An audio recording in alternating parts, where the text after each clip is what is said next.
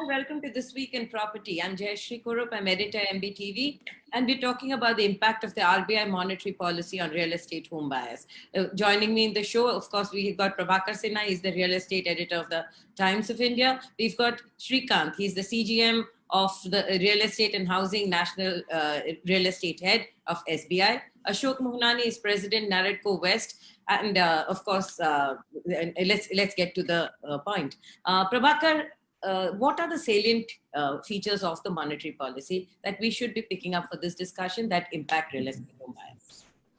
This basically this credit policy, particularly they have brought down the provisioning norms on the home loans, basically.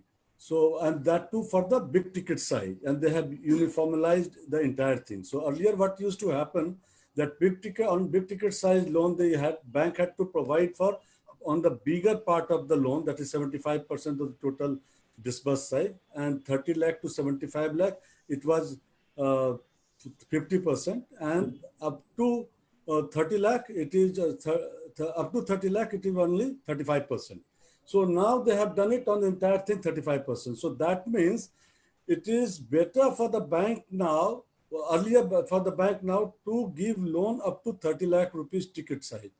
But now as it has become uniform, so to give home loan to anybody, I mean, it is very, very attractive for them.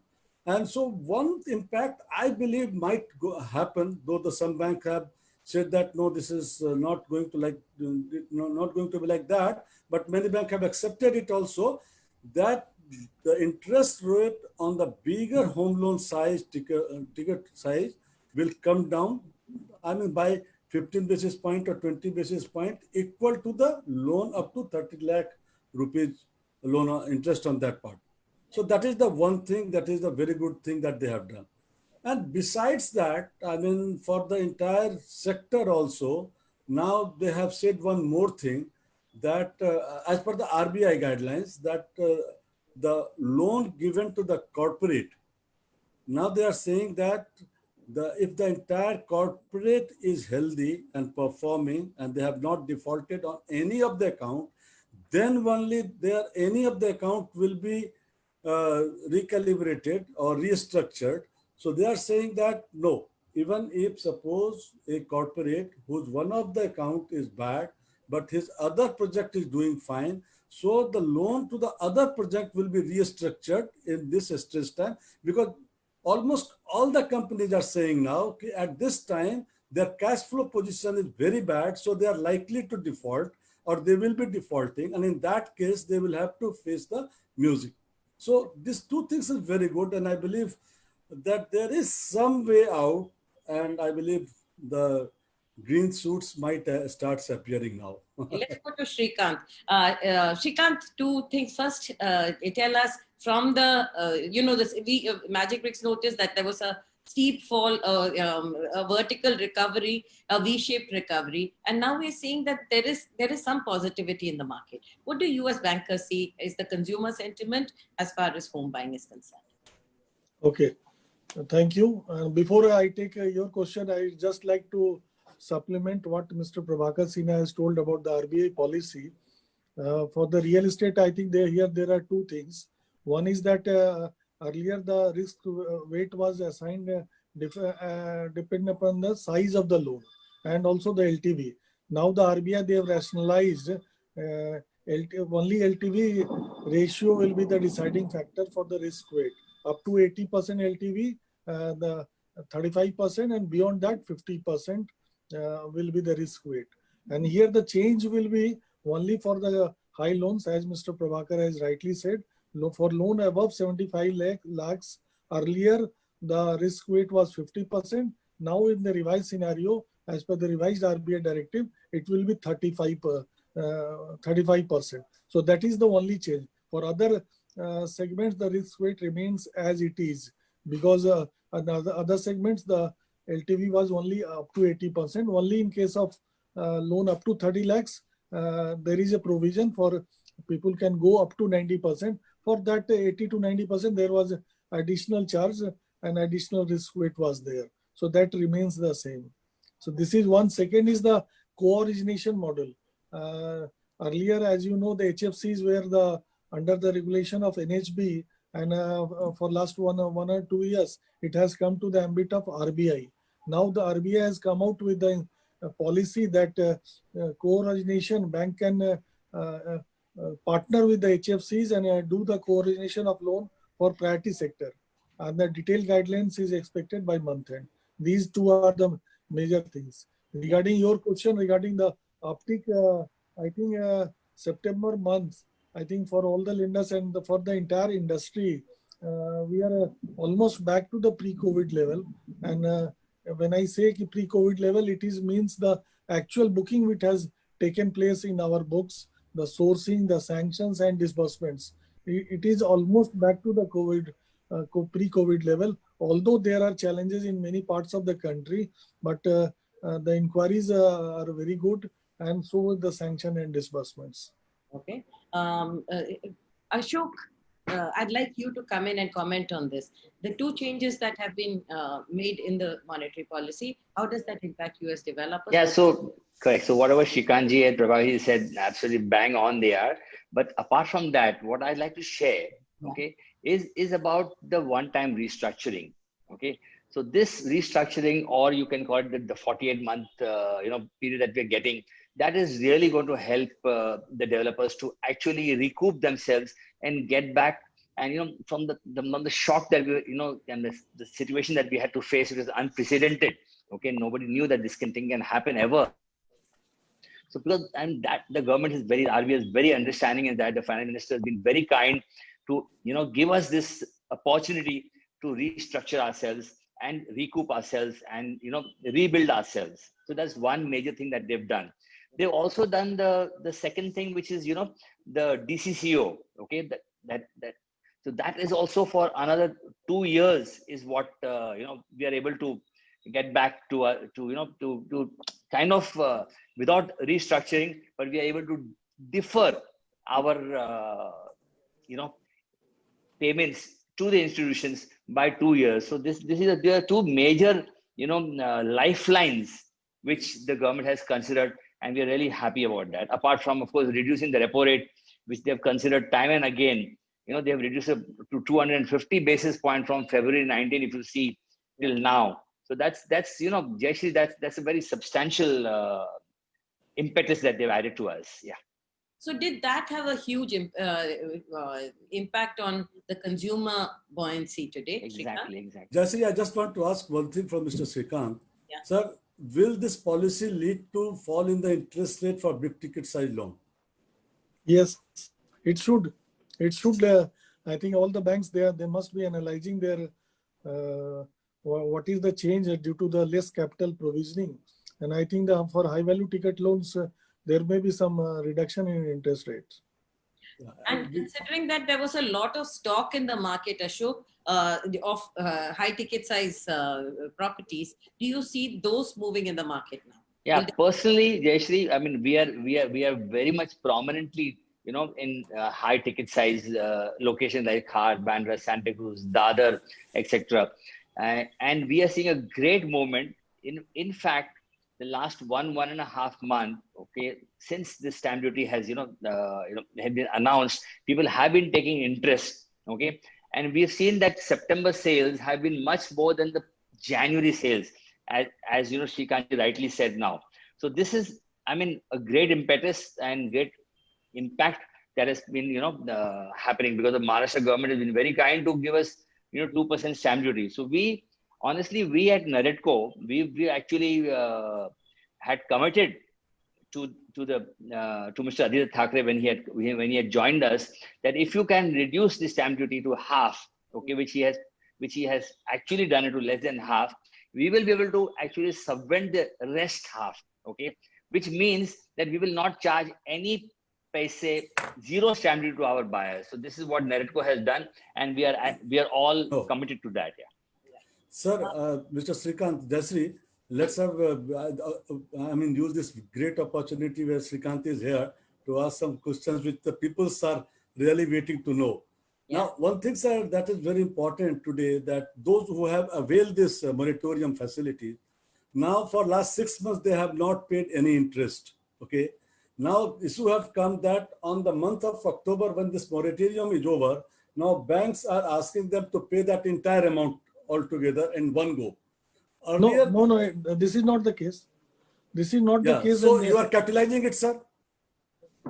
No, it's not capitalizing, Mr. Prabhakar.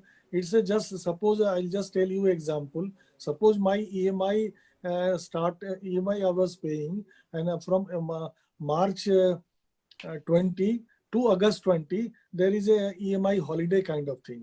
So my EMI has been shifted from March, August, and total. Suppose I was last EMI was April 25.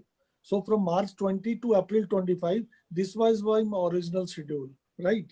Yeah. And these 6 months, so these 6 months have been added to April 25.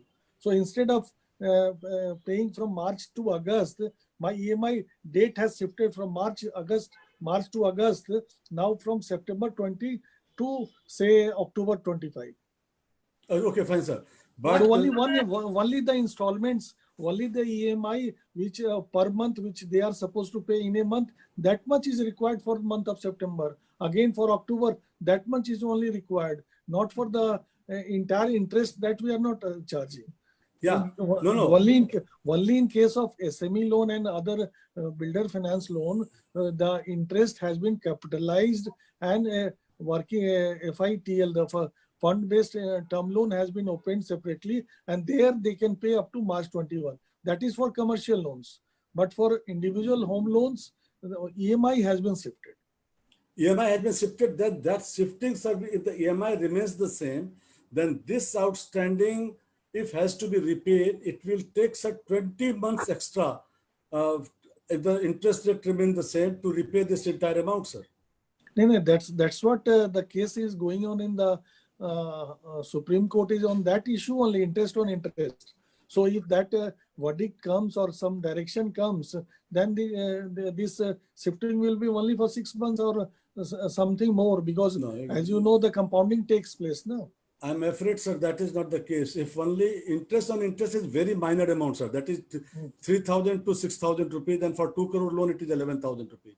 That is only interest on interest element, sir. But the interest element is huge. And if this interest element has to be repaid, then the EMI period has to be extended by 20 months if it is capitalized. And there is no other way to pay it, sir. Otherwise, what do you mean to say? That this amount will remain constant if I want to pay it later when the entire amount is paid, I can pay this amount after that? And will you accept that, sir? No. It is not like that. See, the 6 months, there is a holiday for 6 months. Yeah. Okay. So this his total repayment period gets elongated by 6 months. But the interest compounding effect will be there. So it depends upon what is his remaining schedule, what is the remaining loan tenor is there, what is the outstanding amount. It depends upon that whether the 6 months will take 11 months or 12 months or 18 months. It depends upon that many factors. It's not a very simple arithmetic that 6 months will go to 20 months. It cannot be said like that. But if the interest on interest waiver is there, then there will be big relief to all the borrowers, and substantial reduction will be there in the total number of months, the increase is going to take place. I'm afraid, sir, calculation suggests something else. Srikanji, if I may just take it, whatever Mr. Prabhakar has asked you, okay, if I can take it further, are you saying that if the EMIs were up to April 25 will now become October 25, and he is going to have no other further burden, as Mr. Prabhakar said, that might become 20 months or 15 months or whatever it is? I mean, if we don't succeed in the Supreme Court, then you'll be only charging my buyers only for those 6 months, or it could be even more if the Supreme Court is not in favor of us. What actually will be the effect? Sir, what my understanding is, let me tell you first. My request to all of you that since the matter is sub judice, let us, we should not discuss it on a threadbare. Let the court take a decision, then it is for us to decide and discuss threadbare. Right. we can actually, I agree with you, because even if he is Yeah, bound by certain norms, the matter is sub judice, yeah, and yeah, what kind of naturally. pointers can he give? So Yeah, we can wait for another day or two. Yeah, yeah. yeah, we can wait another day or two, and we'll come back with the issue. Yeah, certainly. There's a response in court. But Shrikant, some of the consumers who are joined with us, they said, what is the loan to value ratio and how does it impact a borrower? It's a very basic question, but it would be good to explain to our consumers what it means and what impact it would have on the borrower. The loan to value ratio is simple. Ki if the property is 100, then we finance up to 75 or 80 rupees. 20 comes as a margin from the borrower. That is the loan to value ratio. And for the amount more than 75 lakhs, there is a change in the risk weight. For other amounts, there is no change as such. And this LTV is prescribed by RBI regulator, so that all the banks and HFC, they are required to maintain this LTV on all the home loans being extended to the borrower. So there is no change on the LTV side as such. Right. So I'm sure you guys have understood that. So let's move on to the next thing. The Shrikant was telling us about how we have maintained the, there's been a steady drop in repo rates. Shrikant, is this what has led to the buoyancy in consumer demand as soon as the first fear of COVID has gone? They all put together. I think the interest is not the only factor for the spike or surge in the sales. All put together, there is a effort from the industry side, there is a effort from the builder side, there is a effort from the regulator, the government, and the lenders. All put together has, and due to the pandemic, there is a urgency and greater, I should say, greater thinking in the family also, because if the family is working from home, the husband, wife, the children, all are at home, and somebody is working, somebody is attending online classes. They need a better space and exclusive space for quality talk or quality working. So there is a greater sense of realization in the people for own home and for a bigger home, and people who are in the living on the rent basis. There is also realization that why should not we get a home? So there is age old for Indians, roti, kapda, and makan. So these were the three basic necessity. And during last decade or so, there was a little more focus, less focus on the owning a house. So I think this pandemic has again taught us you stick to basics. Roti, kapda, and makan. Makan is very, very important for working from home and also staying safe and healthy also. So these all put together has created a demand, and demand is there is no bubble or anything spike due to any thing like that, because end users are more. If you analyze the data, the investors are less and the end users are more, and that is the trend for last 1 year or so. And Ashok, we've noticed that there is a demand for ready-to-move-in houses versus under construction. Two reasons. One is that there has been a mistrust in the system, that the system will deliver on time. The second one is, like Shrikant said, the need for the home is today. I need a bigger home today because we are all locked in. The house may be small. You may have been on rent. You don't want to go on another rent in another house. So have you noticed this increase? Yeah. So yeah, Jayashree, I mean, we've done a survey of all our buyers. Okay, we have got 14,500 buyers whom we've connected with in the last 33 years. Yeah. So we called up each one of them. We were successful in calling almost 75%. We could not reach that. Some numbers had changed, that apart. So what we have realized is that stay safe, stay at home, work from home. These are things which are really working on the people's mind. Okay. Yeah. Home is the most used terminology these days. People have realized that they need their own space. The millennials, who are actually deferring their decisions, were very, very content with staying on leave and license. Okay. And they kept moving out after 2 or 3 years, they've different areas, different buildings. But now they have realized, that this is the right time to buy. and we want to create our own space. We want that extra niche, show the place where I can work from home. So a 2-bedroom person wants a 3-bedroom hall. A 1-bedroom guy wants a 2-bedroom hall. A 2-bedroom wants a 2.5-bedroom hall. You know, we make 2.5 bedrooms also. So that work from home, that concept has caught up in such a way. The safety angle, you know, that real estate is sahi hai. This is the only place where, you know, our investment is actually more secure and we can really use our premises is But what is actually catching on these days. padega, na? So all developers have Jasri, been I just want working. to ask one more question, very important question. Mr. Shrikant, Sorry. now Finish. this- Prabhakar, let Ashok finish. No, while we finished, I Wait. believe.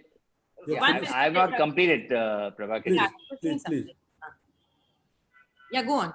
Ashok, please finish. please go ahead, sir. Ashok, please go on. Yeah. So I was saying, yeah, am I audible? Yes. Yeah, yeah. Go on. Hello? Yes, go on. Yeah. So I was saying the same thing, that the millennials are one factor who have, you know, one sector who have decided to take that leap. Yeah. Okay. So we've called up so many of them, and 70% of them are actually in a position to buy. They have the money. Both the couples, the husband and wife, are working. They want to have their own premises. Okay. And they don't want to compromise on the quality as well as the space. So they have taken the decisions. The others, okay, target are the NRIs. You know, we have a lot of NRIs who used to, you know, have property as an investment. But now they're saying investment is one part. We want a house in our own country, in our own dharti, in our own watan. We want to come back. They're not even sure how long they're going to be in their, you know, maybe GCC countries, maybe other countries. They're not even sure how long they're going to stay. Every country is very stringent with their rules as far as the non-residents are concerned. So they are coming back. And the third is the joint families. Okay, people now, you know, they believe in, you know, getting more nuclear. Two brothers don't want to stay together. So all these three sectors are wanting to buy houses. Is my experience in the last couple of months. We've observed that. Yeah. So Ashok, with the changing configurations and the need for a completed house, are you doing something to speed up the building process? Because you need completed homes now to sell. Yeah, correct. So we are facing problems with the, you know, reverse migration. Okay, we are facing a lot of problem with that. Yeah. More than 60% labor has come back. Yeah. Okay, at least I'm talking about MMR. Yeah. Despite that, we'll have to adapt to technology. Yeah. Jayashree, well, we can expedite and do work like form finish we've been doing. We'll have to do something in prefab. We are working on even prefab.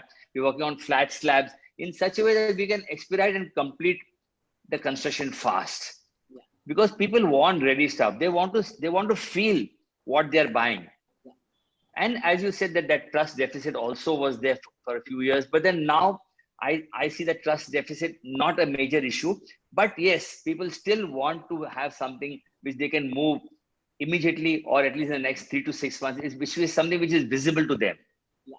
So Shrikant, when the industry clearly needs to build faster and money on the table is an issue, how does the monetary policy address that?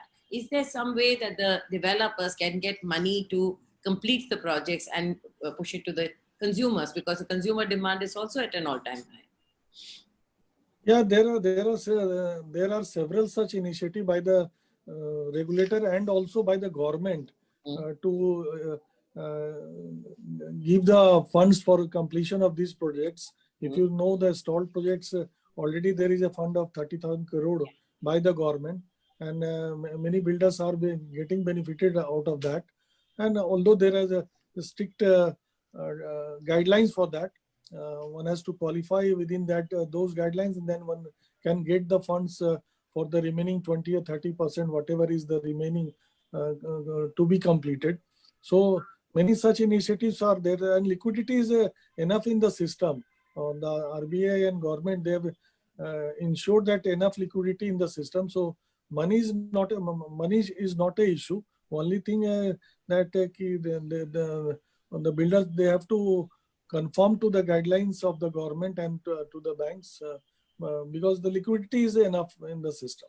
Okay. Prabhakar, before I give it back to you, I want to ask Ashok one more question. Basri, your voice is not coming.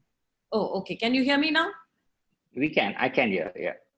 Okay. I can go ahead, Jayashree, yeah. Okay. Okay. I wanted to ask Ashok. Shrikant says there's plenty of liquidity in the system, and policies are aimed at bringing in more liquidity. But to access that liquidity, what are the 2-3 things that developers now have to do so that you qualify for that? So, Jayashree, it is my request and urge to Shrikant ji that it is not so simple to get the Swami funds. Okay, the main precondition is that they want the first charge. Yeah. So the existing has to give in the first charge to them, and they become second charge. So most of our lenders are not very happy doing that. So we need many such funds. At least another 7 such Swami funds where we can have a pari passu charge, Shrikant ji, wherein at least the first lender also is not affected. Otherwise, how would he want to give in his charge? And it is like LIFO, last in, first out.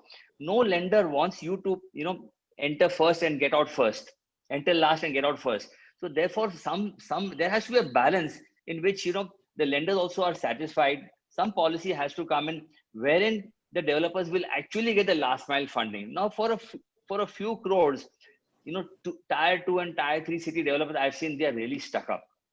The intent is very good, Jayashree. They want to complete the project, but they don't have access to last mile funding. So the banks also don't want to give them last mile funding because, they already have a first charge created by another bank. So therefore, some way we have to work out something that we can have a balance between the two. Yeah. And we need more such funds like Swami funds. We need at least another 7 funds with 25,000-30,000 crores each. And we'd have over 2 lakh crores will be very ideal for such a situation. Yeah. Right. And the fact is that there are ready buyers on one side. They need ready properties. The developers today, I think there has been a lot of soul searching and market corrections. Developers are willing to buy, but there are so many, and that's what I was asking you, Shrikant, that while these, the Swami and funds like this have come in, to access those funds, it's still a very tough task, right? And especially by small builders, small city builders, and so on. What is, frankly, how does this industry move on? Because the demand is so great. I think Ashok ji has got a valid point. Yeah. I think it needs correction, but it depends upon that. I think the industry, they have also approached the government, and from lender side, we have also given our feedback. Yeah. Let us see what changes are there. But Ashok ji has got a valid point. Yes, absolutely. Well, Prabhakar, please go on. Yeah, 2 things are here. During COVID, RBI said it that only those loans will be restructured who are standard on 1st March 2020. Then many developers said it that is not possible because most of the developers had already, normally they get SMA 0, SMA 1, SMA 2. So normally till SMA 2, they are not defaulted. So many of them pay at SMA 2.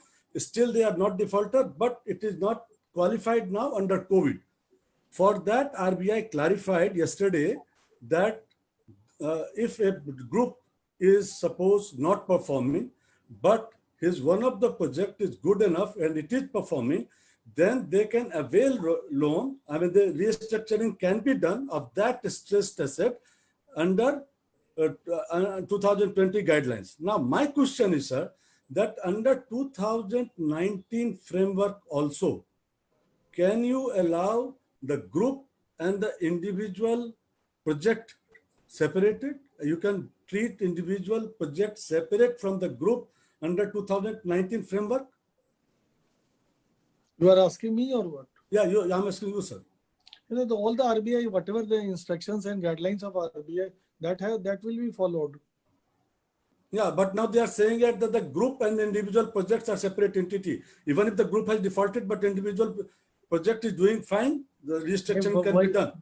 That's what Prabhakar ji, I told you, whatever clarification or any modification given by the RBI, that has to be followed by us. No, sir, this is for 2019 or 2020 framework, sir. Is it for the 2019 framework or 2020 framework?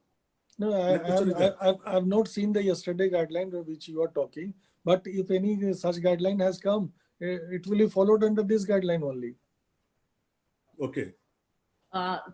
You had one more question?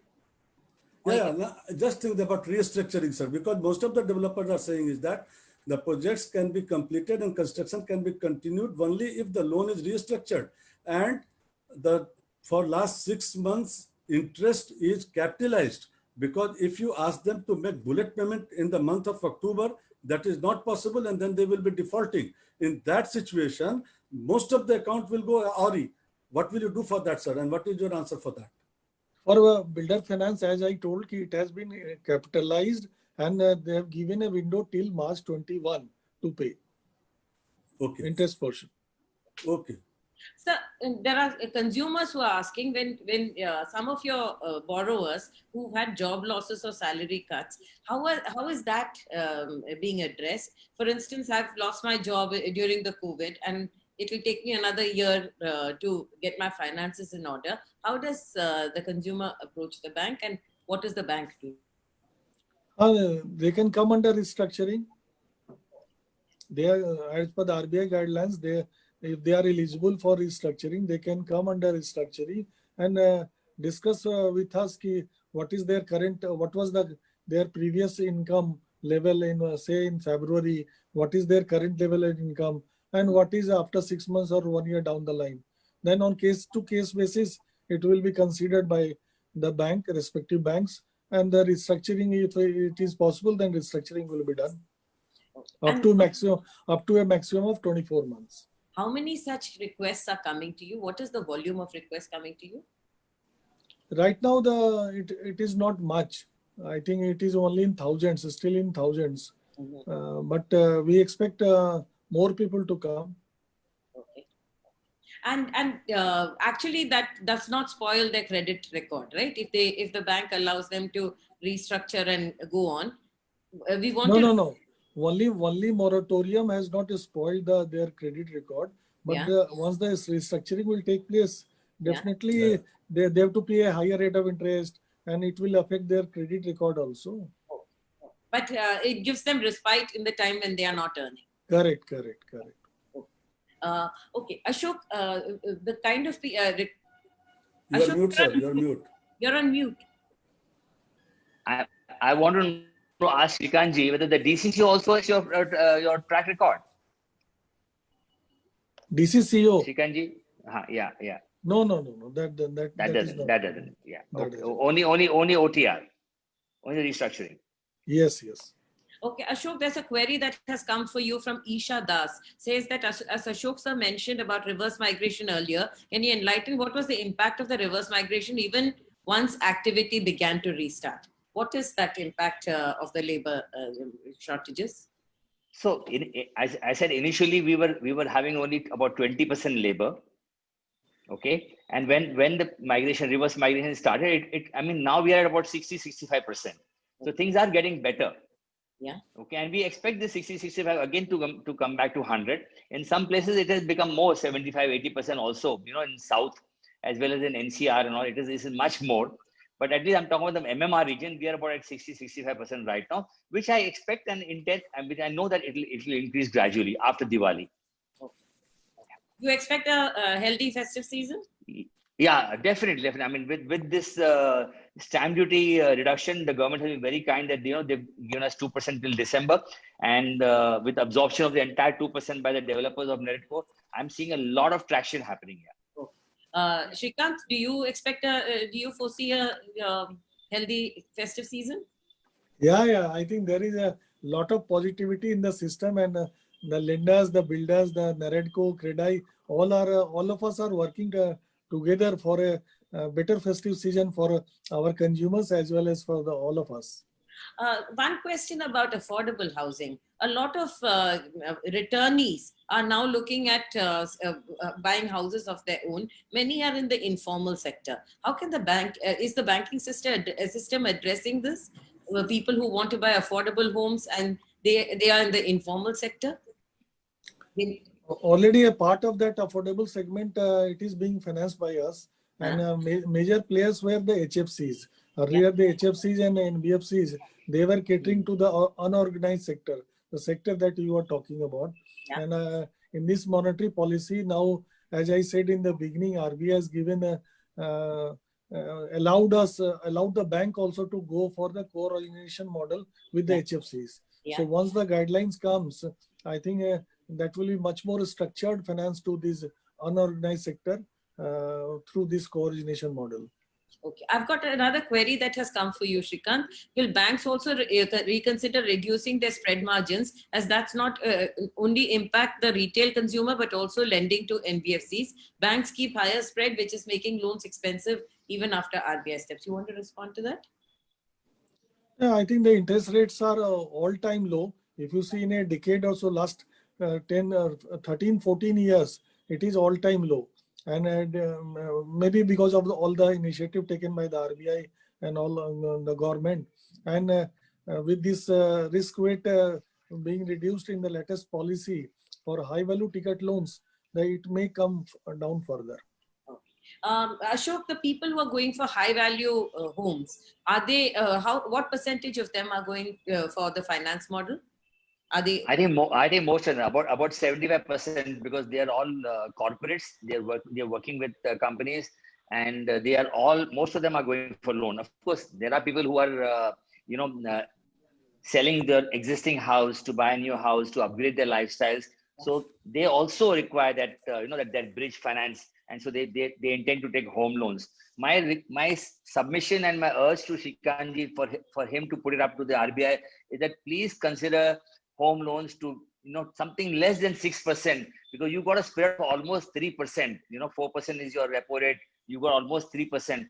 If you can consider and reduce your spread and make it 5.9 or something like that, which is less than 6, I think it will really add a great impetus to the home buyers. It'll really excite them to buy homes, and the economy will once again turn around in a great way. So this is my request, even if it's for a short time of maybe a year or so, please do consider that you should reduce the home loan interest. In fact, I would like to add there that just bringing down the interest rate did not really fire the industry. What happened was, when you gave them additional SOPs, that's when the consumers started biting, consumers started picking up. Now, Shrikant, there's one more question to you. What is the downside of relaxing risk weightage guidelines? Can default increase in the future because people are going to borrow bigger size loans owing to this flexibility? How do you balance that? No, here I think the quality is not an issue. It is only the banks were supposed to maintain a higher capital for this class of customers because there is no change in the underwriting standards as such. The underwriting which were prior to the RBI policy, it continue to remain the same. So there will not be any change. So the asset quality, there is not going to impact in any way. And regarding the interest, Ashok ji, what he has raised about the interest rate, when the interest rates were at 9%, we used to get feelers from the builders, please bring it below 8%. So when it came within 8%, though, there was a query, please make it below 7. So now it is below 7. Now is requested to be below 6. So there is no end to that, because all are interrelated. See the plight of the senior citizens, people who are earning their livelihood out of the only interest on the deposits. So it's a deposit interest, very thin margin is there. All banks are operating on a very, very thin margin, and all of us we do appreciate. I think the government in Maharashtra government has reduced the stamp duty. I think this type of measure, if taken pan-India, I think that may go a long way in improving the overall demand. And also there should be some slight reduction from the builder side also for the property prices. If these two things are missing, the interest rate is coming down, but the government, they are charging all type of interest, all type of taxes. So the taxes should come down and the property prices should come down. So all put together, then only it will make a good proposition for the consumer. I almost want to applaud you, Shrikant. That is in a nutshell what is required today. from the builder side, there is some amount of pairing, and from the government side, that really needs to be a pairing of the taxes. The taxes are just so high on real estate that the consumer ends up paying a lot. There is another question that has come. There's a consumer called Deepak. So, Jayashree, I just want to ask one question from Mr. Ashok Mohanani. Mr. Mohanani, this festival season is coming. Are you going to offer something to the customer to buy your house to accelerate that entire sale purchase things? Prabhakar, exactly this is what I said in the beginning of only our talk, that we are subventing, we are actually absorbing the entire stamp duty of 2%, which the buyer would have otherwise paid. So that we have already started. The NAREDCO developers already started, and this is a festive season. I mean, we just started about a week back, and this will continue till the end of this year. So this is the major thing that we are doing. Yeah. Whatever discounts all developers are offering, that is their individual decision. But as NAREDCO, we have urged all our members. If you remember, sir, at the beginning, Mr. Deepak Parekh had said that prices would fall by 15%, and that has not materialized. No, sir. So Okay. now that was not my statement. It was the Mr. Parekh's statement, sir. And people are saying that many buyers are still waiting on the fence that to materialize so that they will start buying. So what will you do to drive that kind of a purchases again? I'll tell you, Prabhakar ji, we launched a project in 2013. Okay. The prices in 2013 and today in 2020 have actually remained stagnant. So whatever interest cost we paid to Shrikant ji and like the banks, okay, that has been absorbed by us completely. We have not increased the price in the last 7 years. So is it not a reduction in price? Also in Maharashtra, the 2%, actually, it was a huge figure. That and if other states can actually follow suit, the fact is that Maharashtra did not say it's forever. They said it's for the next 3 months, it's this much, and then there is a lower break in the next 3 months. So they have made it time bound. The minute you make it time bound, the fence sitters get off the fence and start buying, and that's what we've seen in Maharashtra, right? That's exactly. यही चीज developer करे ना कि 5% price cut हो गया पूजा के त्योहार में. किया ना सर, हम लोग ने already we have dropped the prices in the last 5 to 6 years. We have dropped the prices tremendously. What we were in the peak, like 2013, we went up to 2014, 15, 2017, we were at a peak, and now we are back to where we started from in 2012, 13. So we have actually the prices have corrected and have rationalized. Just the way RBI has also rationalized the LTV ratio. And my only submission that yes, Shrikant ji is absolutely right. He did say that all the stakeholders must contribute to ensure that the industry moves on.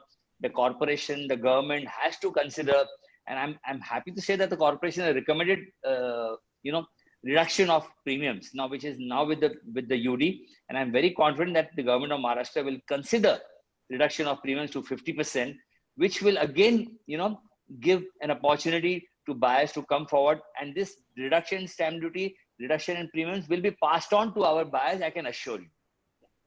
This much I can assure that that entire benefit will be passed on. If Mr. Shrikant ji, lastly, I'm telling you that if you give some, respite, some, help to the buyers to make it less than 6%, even for the next 6 to 9 months, it will really revive the industry, is my view. Then you can come back again to 7, but make it 6% for a while. I'm telling you, this will do a magic. I agree with you. Shrikant, 2 questions. One consumer says that his home loan EMI is not being debited. Is there anything that a buyer has to do in order to restart the EMI? Does the buyer need to come to the bank, or does it restart on its own? I think he need to contact his branch and CPC wherever it is. Then only it can restart. I don't know whether it is a standing instruction or it is coming through the NACH from other bank accounts. So it depends upon that also. But he need to contact his branch. Okay. And there's one more query from Aman, who says, if I have failed to pay certain EMIs in the past and defaulted, will it affect me while taking the moratorium? But the moratorium is over, so it really doesn't matter, right? There's moratorium period is over. So I think if there are talks around that if we take the moratorium period, then we might face a hefty penalty when we resume our EMIs. Can we get some clarity? I think here, Shrikant, once more, if you can make it clear to our consumers, those who've taken the moratorium, there is a 6-month moratorium. What you did explain to us is that will be extended as 6 months more that you have to pay at the end of your payment cycle, right? There is nothing Yeah. impact on that right now. Yeah, right. But it will not be straight 6 months. It will be more than 6 months. Yeah, because there is depending on the compounding, right? Correct. Right. If the compounding is not there, it will be straight 6 months. Otherwise, if there's compounding, it will be a little more than 6 months. Yeah, because EMI is just a notional kind of thing. In a interest rate scenario where it is in a floating rate, where the interest rates are now going down, there may be a case when interests are going up. So in both the cases, suppose somebody has taken a 30-year loan, if his entire tenure, the interest rate is going down, the 30 years loan he may be repaying in exact 30 years, but that never happens. In a 30-year span, there will be 2-3 such spikes up and down. So all put together, he may be paying in 31 years or 29 years, depending upon the interest rate movement. The calculation Jayashree suggests that if you have taken loan at the 8%, and suppose this moratorium started from 61st month to 66th month, then the loan tenure will increase by 20 months, 20.57. But if suppose this moratorium is starting from, say, after 10 years, then the extension will be less than that, much less than that. And now suppose if it is closing towards the closing of the loan, then 6 months will go up to 8 months or 9 months. That's up to that much only. So it all depends. But if the loan interest is waived, then said that would be the benefit, real benefit. But I am afraid that they are not giving. Shrikant, one last question from Kumar Mrityunjay. We're going to close our session with closing comments just after this query. Kumar Mrityunjay has asked, मेरा flat Amrapali के under construction है, क्या ये flat bank loan के प्रधानमंत्री आवास योजना के तहत 2.67 लाख का डिस्काउंट के अंदर आता है?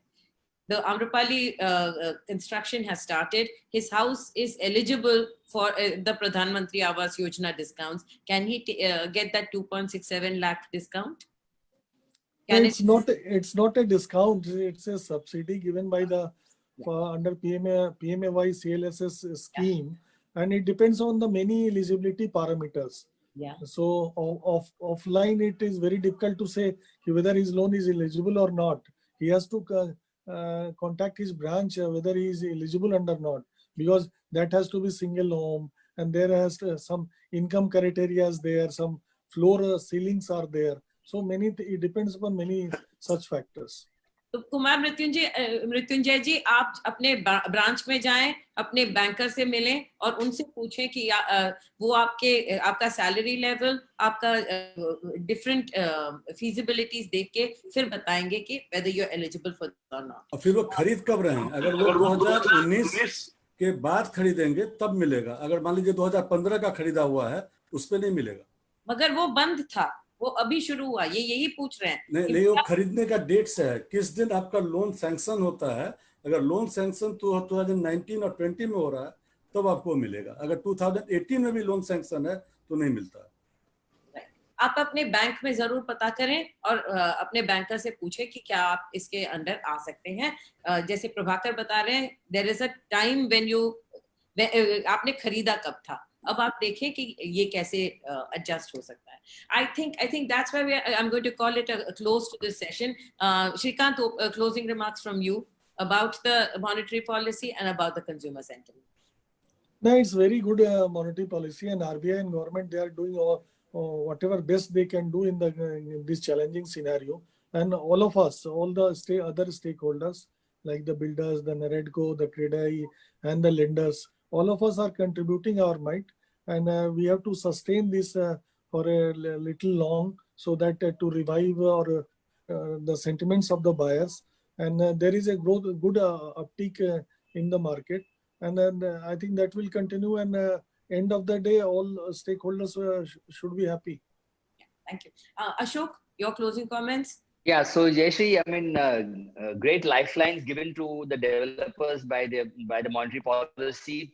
The only request to the government would be to consider that the limit of 2 lakhs that they've fixed for interest, as well as 1.5 lakhs on reduction on the principal from income tax, if they can make it unlimited and just keep it open, like whatever interest the buyer is paying to the for the EMIs, that should be completely free of tax. And what a principle is mentioned, I mean, that will really help a buyer to take his decision and move on. Yeah, this is what I feel. Yeah. Prabhakar, closing comments from you. Yeah, great to have Mr. Srikanth here. Two things he said that one is that those who are stressed should go to the bank for the restructuring. So this is a very great relieving factor to the buyers, to our viewers also. And secondly, that the big ticket loan size interest rate should fall. So that is another soothing point that comes out from this talk. So this is a great talk. Great. Thank you. Jayashree, just one point I would like to Yeah.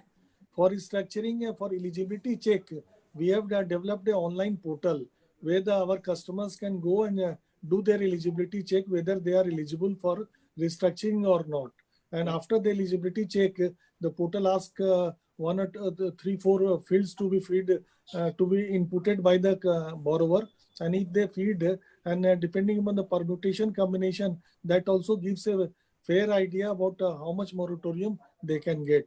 And this is due to the pandemic, we have developed this digital mode, because customers are maybe afraid, or they may be averse of going to the branches. So the basic things they can do here, and once it flows digitally to the concerned CPC or branch, and after the processing, that branch contacts the customer within 30 days, and thereafter they have to just go once for the documentation, etc.